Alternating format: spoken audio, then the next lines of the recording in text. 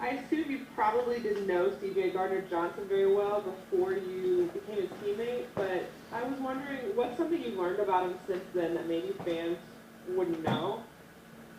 I just learned. No, I didn't know much about him before I got here, but I just learned the other day that he and I share the same birthday.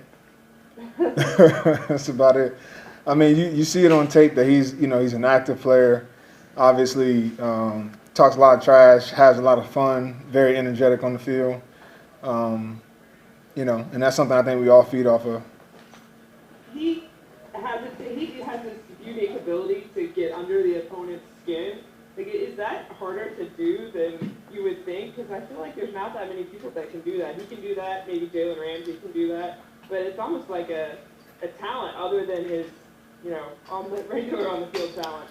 I mean, yeah, I tell him all the time, keep doing whatever you're doing, because it's not like he's getting penalties or anything. So everything he does is within, the game, and it takes a lot to get people rattled and out of their character, but he seems to have figured that part out. Next question from Luke Johnson. Hey, Malcolm, just curious if you've ever interacted with Quan Alexander before this week, and what was it like having him out there today? Not really before this, but seeing him today at practice, moves well. You can tell the natural ability that he has. He's picking up on the defense pretty well, especially this week where the offense and kind of what we're getting presented with is a little bit complicated. So I think I'm excited to see him in the lineup. I think he's definitely going to make us a better defense. Next question. Hey there, Malcolm. I know defensively you guys have said you felt like you were pretty close to putting it all together. Did you sense last week that you guys had solved, I guess, the minor things that you had wanted to solve? And at what point during the game or before the game did you feel like that was the kind of game you guys were going to have or had in you? I don't think anybody predicts, to have that kind of game. And outcome is never what we focus on. What we focus on is the process, and each week trying to get better. And that's no different this week. We got an opponent that beat us last year that presents some really unique things on offense. And for us, it's about figuring out what we can improve on and continue to stack those up as we go. We understand that the finished product is not today. It's down the road, and this entire season is just a journey to get there. So for us, we're not really focused on the outcome. We're just trying to get better and better each week. Was that the best mental game today? I'd say, obviously we had a lot of success. Guys played in discipline, did their job, won their matchups, and as a team, we did a great job. So I think we were clean on that, but there's still things that we can get better at. And again, we turn the page and look at this next opponent with the 49ers. It's a totally different game plan, something that is going to struggle or is going to challenge our discipline, challenge our eyes, all of the things that, kind of plagued us earlier in the year. So for sure, this will be, I think, a greater test of how much we've improved as a defense. One's from Mike Triplett. Yeah, well, Malcolm, specifically, even as reporters, I think we had a hard time putting our finger specifically on what was plaguing the defense, since it was sort of a variety of issues throughout the season. What is the one thing you think you had to clean up most and that you have and that you think you can sustain?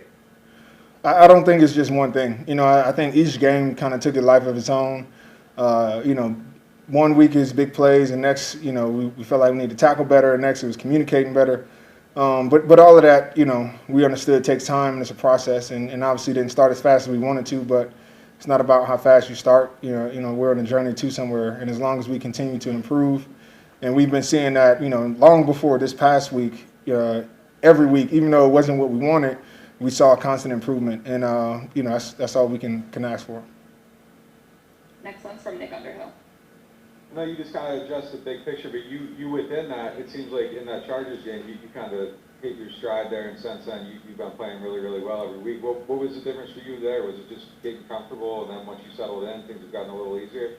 Yeah, I think me personally, a lot of it has been transitioning into the scheme.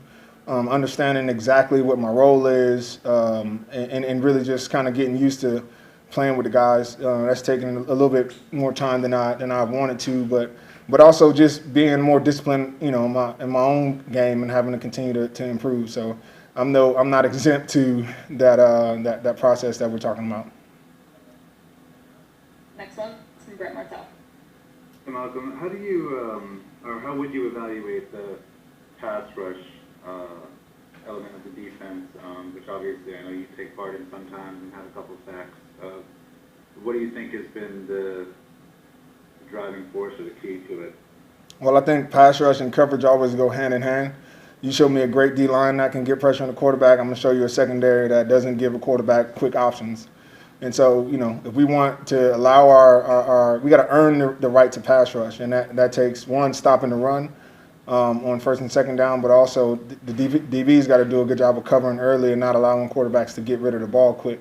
Otherwise, the rush is null and void. So I think, you know, both of those things go hand in hand. When we play well as a secondary, our D-line, you know, can win. And we gotta make sure that each week we give them the opportunity to get after the quarterback. I mean, how do you evaluate the pass rush so far? Do you think it's been good or just satisfactory, or where? I think it's been great. Next one's from Luke Johnson. Malcolm, is there any extra challenge with incorporating a player in the mix mid-season, like y'all are dealing with Quan? Have you experienced having to do that before and any of the prior teams you were with?